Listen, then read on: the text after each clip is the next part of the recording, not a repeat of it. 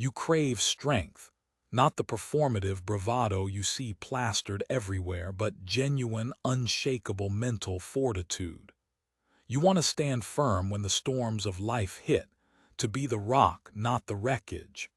And you're damn right to want that. Because in this modern circus of distractions, superficiality, and manufactured outrage, your mind, your inner world, is the last true sanctuary, the only fortress you can ever truly own and command. This isn't another feel-good pep talk.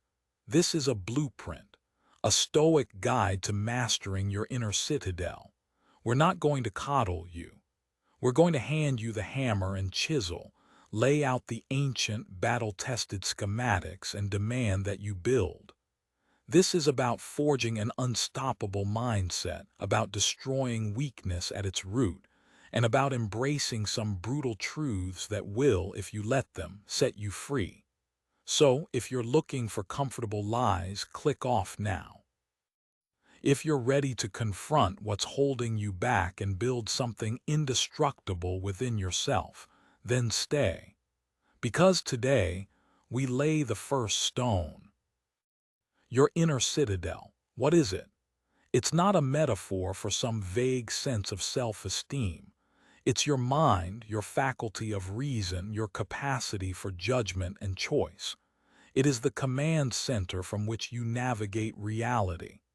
Epictetus, a slave who became one of Stoicism's most revered philosophers, understood this profoundly. He said, "You may bind my leg, but not even Zeus can break my power of choice." His body was subject to the whims of his master, but his inner citadel, his will, his judgments, those were his alone. This is the power we're talking about. In an age of constant digital bombardment, where your attention is the currency everyone is trying to steal, where external validation is peddled like a drug, and where victimhood is often celebrated over resilience, your inner citadel is more crucial than ever. It's your shield against the noise, your filter for the propaganda, your sanctuary from the chaos. Without it, you are perpetually exposed, vulnerable to every slight, every setback, every manipulative agenda. And here's a brutal truth. Most people aren't living in an inner citadel. They're squatting in a dilapidated shack, doors hanging off the hinges, windows smashed, open to every storm.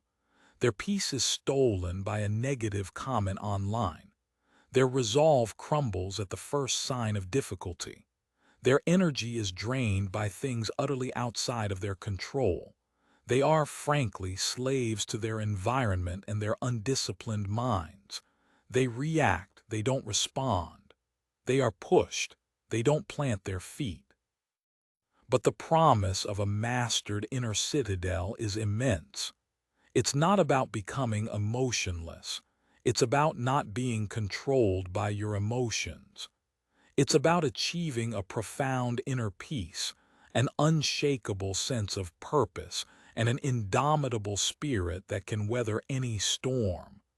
It's about true freedom, the freedom that comes from within. So, how do we build this fortress? We start with the foundations. These are the core Stoic principles that provide the unshakable bedrock upon which everything else is constructed. The first, and arguably the most critical foundation stone, is what Stoics call the dichotomy of control. This is the master key to unlocking your mental fortitude. It's deceptively simple, yet its consistent application is life-altering. Some things are up to us and some things are not up to us. That's it. Let's be brutally honest about what is not up to you. You cannot control other people's opinions, their actions, their feelings. You cannot control the economy, the weather, a global pandemic, or whether your favorite sports team wins. You cannot control that you got cut off in traffic or that someone was rude to you, or that you lost your job due to company downsizing. You cannot, with absolute certainty, control external outcomes, no matter how hard you work. You cannot control the past. It is done.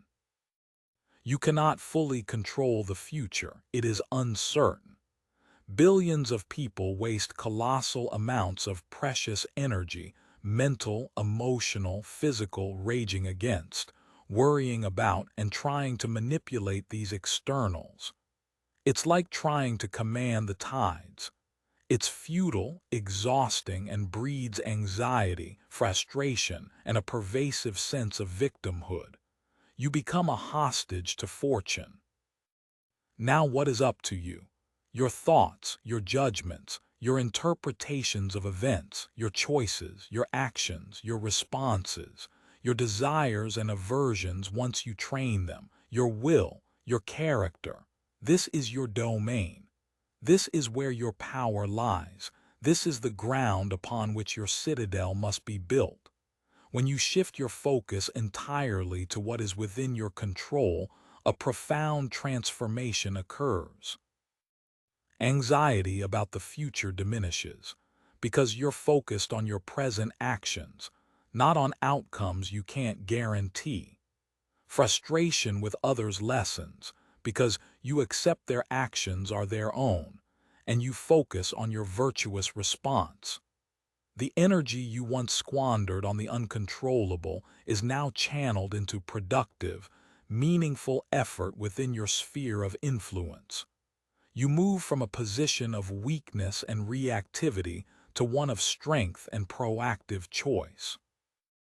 The actionable step here is a daily, even hourly, audit. When you feel that familiar knot of anger, anxiety, or frustration, stop. Ask yourself, what part of this situation is within my direct control and what part is not? If it's outside your control, consciously release it. Acknowledge it, accept it as reality, and then redirect your focus to what you can do, what you can think, how you can respond with virtue. This isn't passive resignation. It's strategic allocation of your power. It's the first law of your inner citadel. Guard your energy fiercely and invest it only where it yields true returns, in the cultivation of your own mind and actions. The second foundational principle is this: virtue is the sole good. This is your North Star, the unwavering compass that guides all construction and defense of your inner citadel.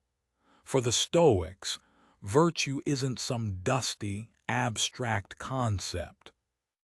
It's practical excellence of character, expressed through four cardinal virtues: wisdom, understanding what is good, bad, and indifferent, and how to act rightly; justice, treating others fairly and with integrity, fulfilling your duties to humanity; courage, facing adversity, pain, and fear with resilience and right action; and temperance, moderation, self-control, discipline in the face of desires and passions. Here's another brutal truth that modern society will fight you on tooth and nail. External things, wealth, health, reputation, pleasure, pain, life, death, are, in the Stoic view, indifferent. They are not inherently good or bad. They are merely raw materials that virtue can use well or poorly. Society screams the opposite.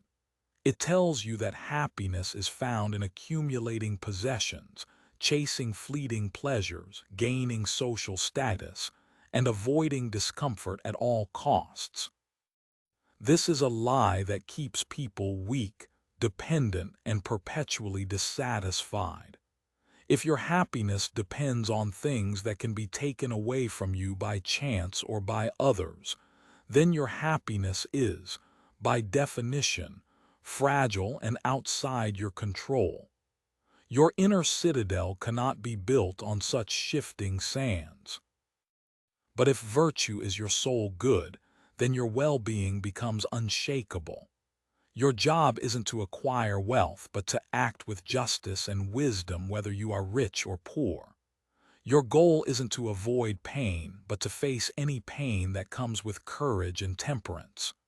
Your aim isn't to be universally liked, but to act with integrity regardless of others' opinions. When virtue is your highest value, you align your will with nature, with reasoned, purposeful action. You become independent of fortune. External events can still impact you. They can cause discomfort or provide opportunities, but they cannot touch your core. They cannot diminish your capacity to be a good human being if your focus is on virtuous response.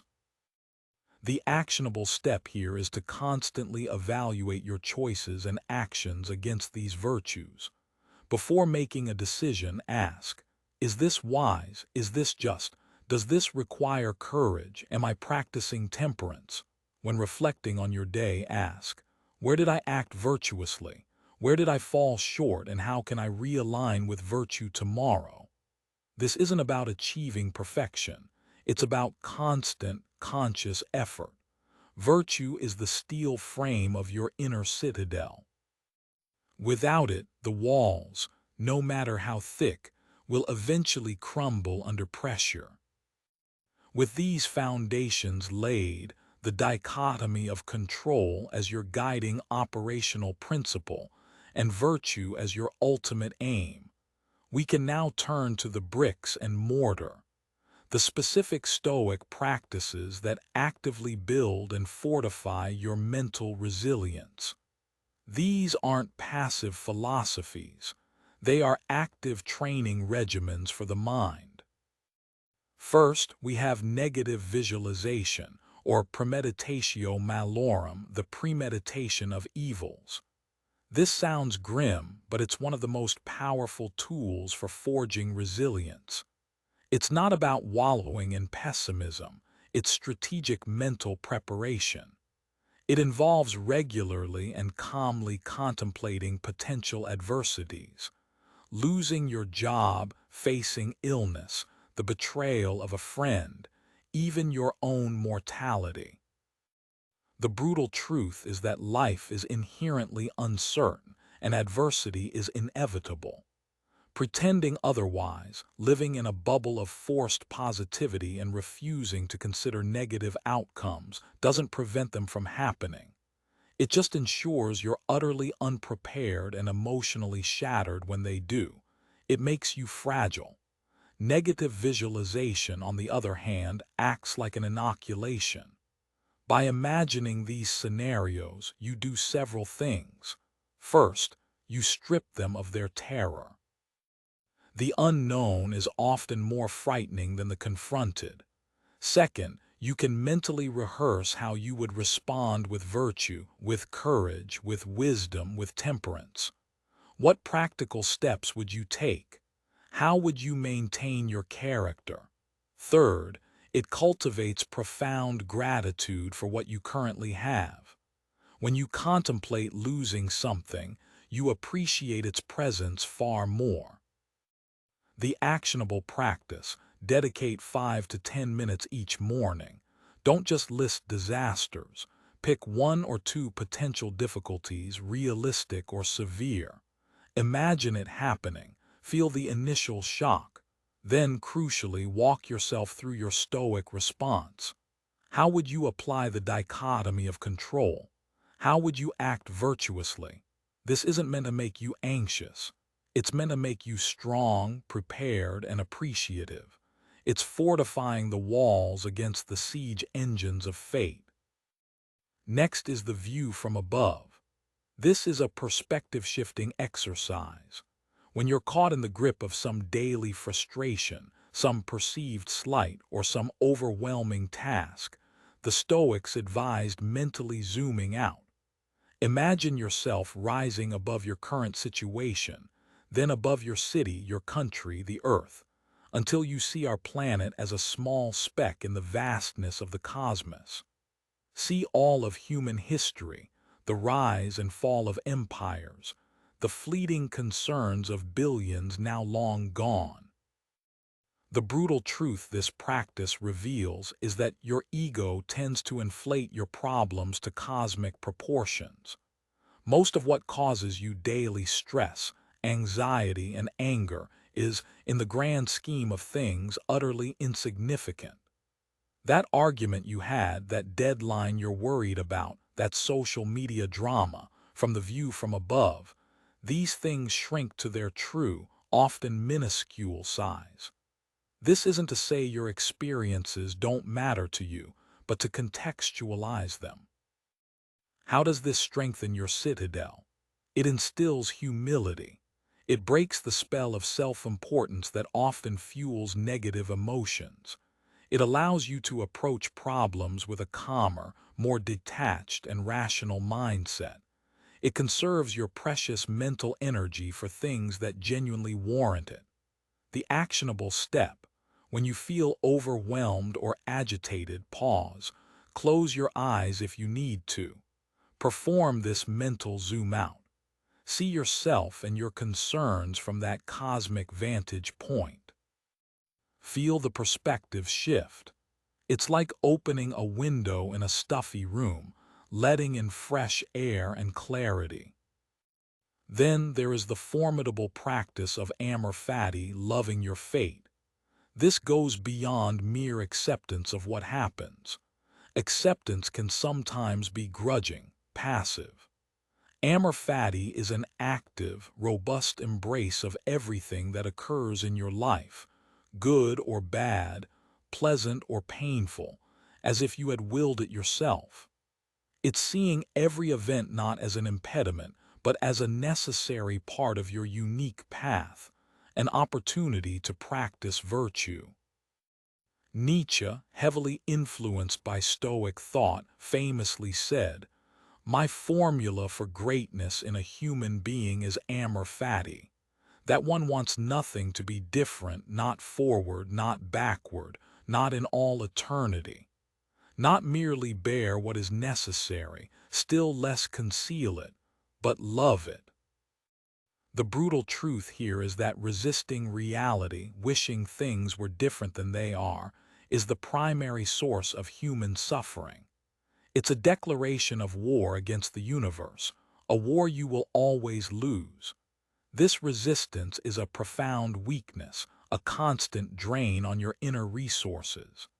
Amor Fati is the unbreakable shield against this self-inflicted damage. When you truly embrace your fate, obstacles are no longer obstacles, they are fuel. Setbacks are no longer defeats, they are lessons. Pain is no longer just suffering. It is a chance to display courage and resilience. How does it strengthen your citadel? It eliminates regret, resentment, and bitterness.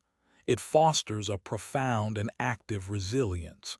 It transforms you from a victim of circumstance into a co-creator of your experience, finding meaning and purpose even in the darkest of times. The actionable practice: when faced with any adversity, big or small, consciously tell yourself, "This too is my fate. This is for me. How can I use this to become stronger, wiser, more virtuous? How can I learn to love this event, this challenge, as part of my journey?" This is not easy. It requires immense mental discipline, but it is the hallmark of a truly unconquerable mind. Fourth, we have voluntary discomfort. The Stoics, like Seneca and Musonius Rufus, actively sought out periods of controlled hardship. They would dress plainly, eat simple food or fast, sleep on hard surfaces, endure cold, or intentionally put themselves in situations that made them uncomfortable, not as self-punishment but as training. The brutal truth is that modern life, with its relentless pursuit of comfort and convenience, makes you soft. It erodes your tolerance for even minor difficulties. When real hardship inevitably strikes, you're unprepared physically and mentally. You need to actively seek out discomfort to build toughness, to expand your resilience zone. Voluntary discomfort is like weightlifting for your willpower and your ability to endure. How does it strengthen your citadel? It increases your pain tolerance, both physical and psychological. It builds mental discipline and self-control. It proves to you experientially that you are more resilient than you think. It recalibrates your appreciation for what you normally take for granted.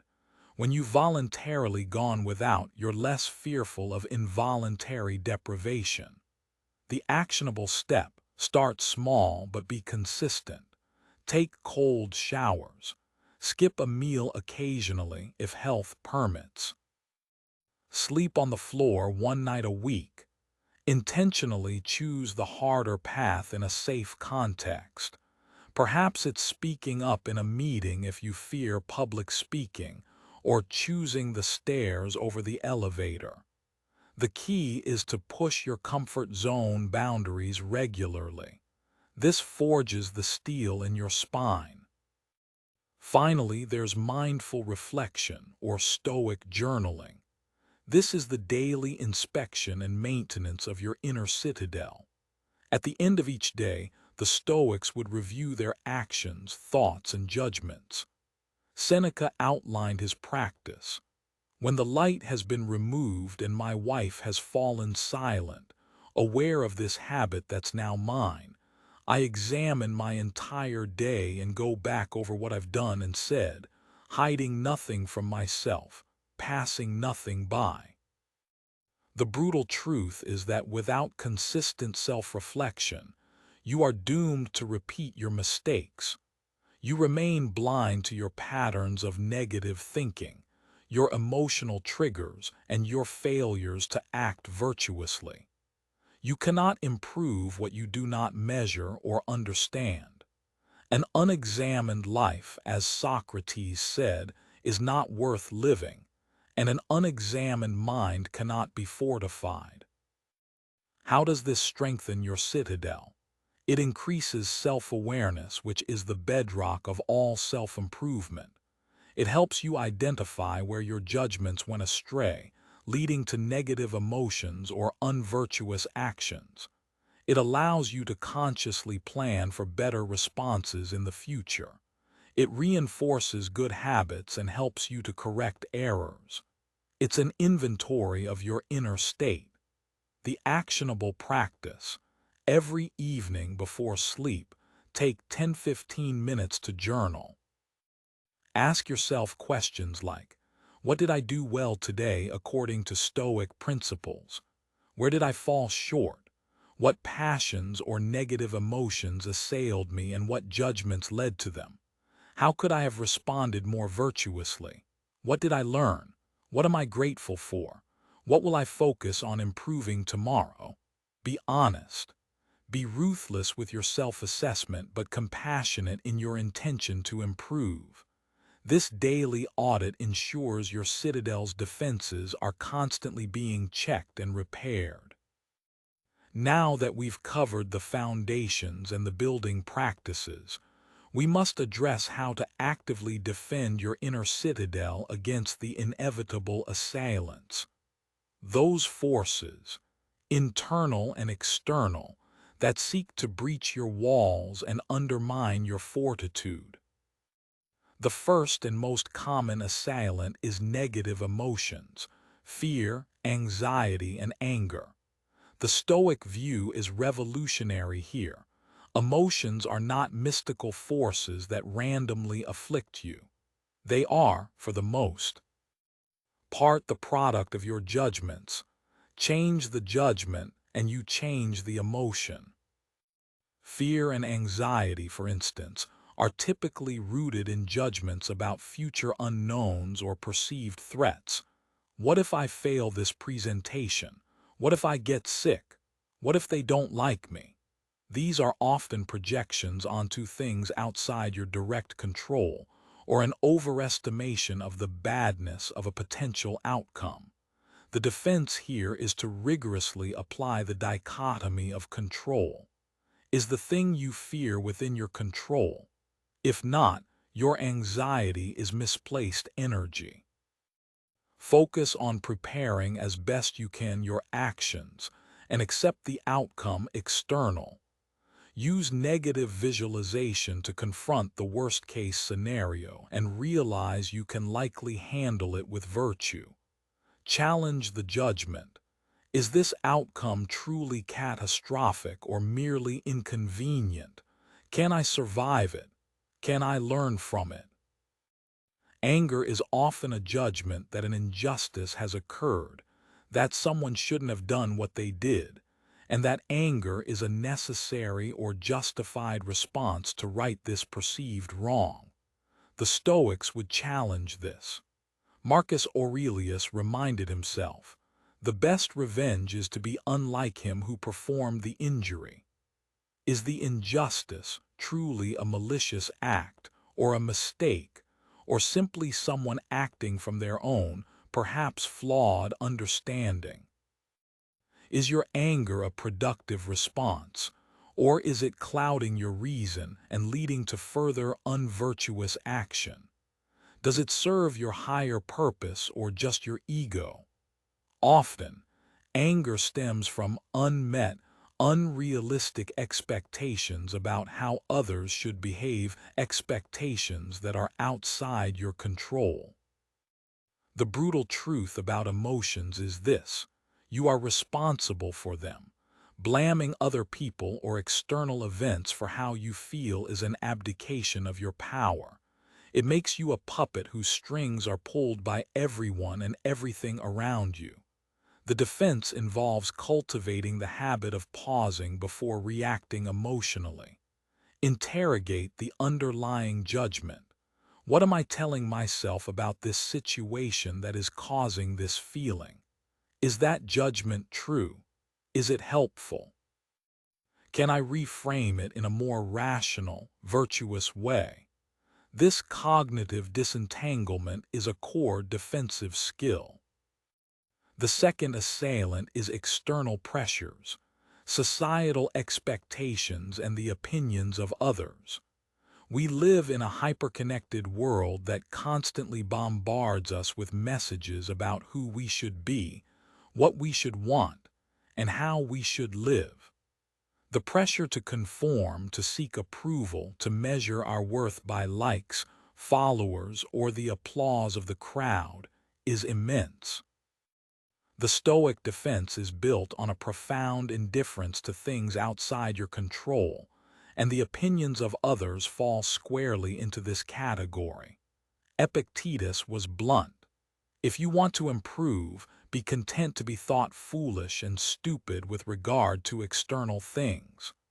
What others think of you is their business, based on their perceptions, biases, and values, none of which you command. Chasing their approval is like chasing the wind. You'll exhaust yourself and lose your own direction. The brutal truth is that seeking external validation is a chain. It makes others your master. You will contort yourself into knots trying to please everyone, and you will inevitably fail, because opinions are fickle and often contradictory. Your inner citadel cannot be governed by popular vote. Its strength must come from an internal locus of control, from adherence to your own reason principles. The defense is to consistently ask, am I acting in accordance with my values? Am I upholding virtue? If the answer is yes, then the praise or blame of others becomes irrelevant noise. Cultivate a healthy detachment from both. Marcus Aurelius wrote for himself, "Receive wealth or prosperity without arrogance, and be ready to let it go." The same applies to reputation. This doesn't mean being a hermit or needlessly offensive. It means your self-worth and your course of action are determined by your internal compass, not by external weather patterns. The third and often most insidious assailant is internal weaknesses, procrastination, indulgence, lack of discipline. These are the saboteurs within your own gates, the termites eating away at the foundations of your citadel. Procrastination is the thief of time and potential, often rooted in fear of failure or discomfort. Indulgence is the surrender to fleeting pleasures at the expense of long-term well-being and virtue. Too much food, drink, mindless entertainment, laziness. Lack of discipline is the failure of will, the inability to consistently do what you know you should do and refrain from what you know you shouldn't. The Stoic view is that these are fundamentally failures of reason and will. They represent a capitulation to lower impulses over your higher rational faculty. They degrade your character and weaken your resolve. The brutal truth is that you are often your own worst enemy if you allow these weaknesses to fester. No one is coming to rescue you from your own lack of self-mastery. The responsibility for conquering these lies squarely with you. The defense is the active cultivation of temperance and discipline. This is where practices like voluntary discomfort become crucial. They build the muscle of willpower. Set clear, meaningful goals aligned with your virtues and values. Break down daunting tasks into smaller, manageable steps to combat procrastination. Practice mindful consumption, questioning whether your desires serve your higher purpose or merely offer a momentary escape. Confront these weaknesses head-on. Acknowledge them without shame, but with a firm resolve to overcome them. As Marcus Aurelius urged himself, mastery of self is the greatest empire. Each act of discipline, each conquered temptation, each moment you choose the harder right over the easier wrong, strengthens the internal structure of your citadel. So, what are the fruits of this labor? What does it mean to live within a mastered inner citadel, to possess an unconquerable mind? It's not about a life devoid of problems, but a life where problems do not destroy your peace or your purpose. First, you gain profound resilience. This is the ability to encounter adversity, setbacks, losses, disappointments, attacks, and not only withstand them but bounce back, often stronger and wiser.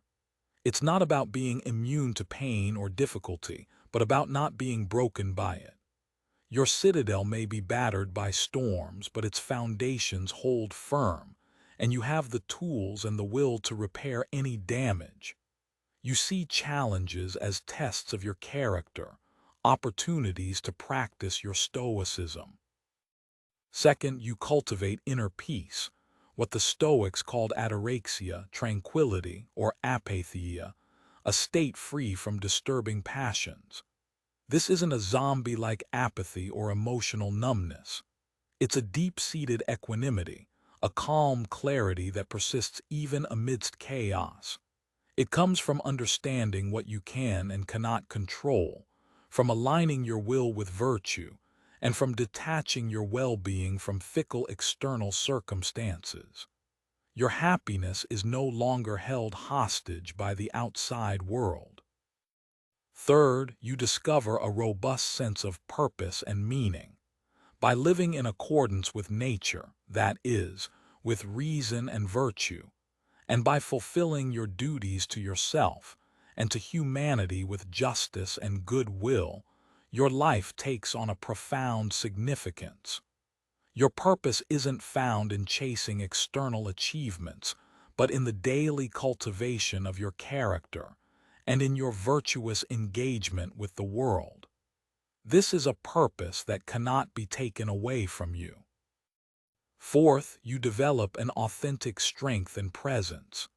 This inner fortitude, this self-mastery radiates. It's not about aggression or arrogance, but a quiet, unshakable core that commands respect. People, men and women alike, are instinctively drawn to and respect those who are masters of themselves, who stand firm when others crumble, who possess an inner calm and clarity. This isn't about superficial charm or manipulative tactics. It's the profound attractiveness of a spirit that cannot be easily swayed, frightened, or broken. This is the kind of magnetism that comes from genuine inner power, from being a pillar of strength, not because you dominate others, but because you have dominated yourself. This is an energy that doesn't need to announce itself. It is simply felt. And finally, the ultimate fruit is true freedom. As Epictetus taught, the only true freedom is internal. When you are no longer a slave to your passions, to your fears, to the opinions of others, or to the whims of fortune, you are truly free. The master of the inner citadel cannot be imprisoned by circumstance, because their mind remains their own sovereign territory. This is the ultimate expression of human dignity and power. But let me leave you with one final, brutal truth. Mastering your inner citadel is not a one-time achievement. It's not a course you complete or a destination you arrive at. It is a lifelong commitment. It is a daily practice of building, maintaining, inspecting, and defending. There will be days you falter. There will be times your walls are breached by old habits or new challenges.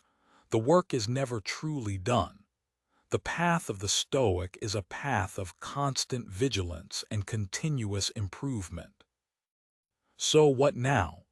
Don't just let these words wash over you and then click on to the next video, seeking another momentary hit of inspiration. That's weakness.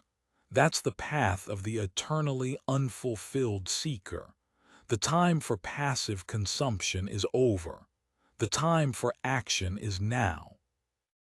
I challenge you, pick one principle we discussed today, the dichotomy of control, virtue as the sole good.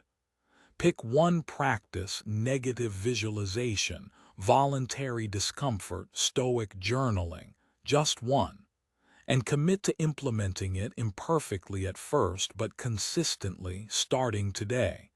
Not tomorrow, not next week, today.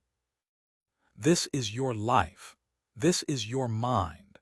This is your one chance to build something truly indomitable within yourself.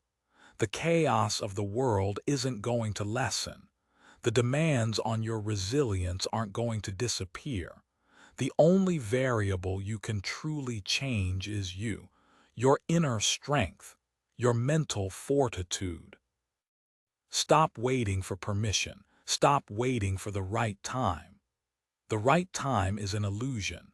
The power is already within you, dormant, waiting to be forged. Seize it. Embrace the struggle, for it is in the struggle that strength is born. Commit to the path of the Stoic warrior. Lay the stones, mix the mortar, and build your defenses. Master your inner citadel, and become truly unstoppable. The world doesn't need more victims. It needs more fortresses. Start building yours.